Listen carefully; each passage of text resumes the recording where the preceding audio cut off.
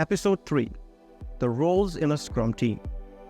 Welcome back. In today's episode, we are going to explore the roles within a Scrum team.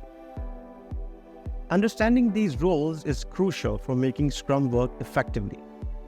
A Scrum team is made up of 3 key roles: the product owner, the Scrum Master, and the developers.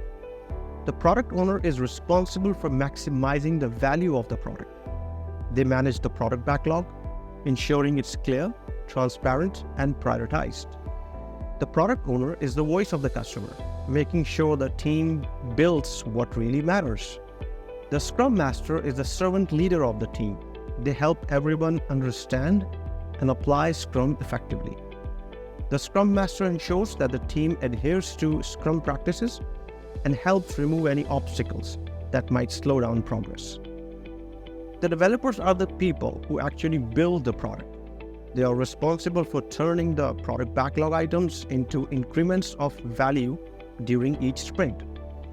The team is self-managing, meaning they decide how best to accomplish their work.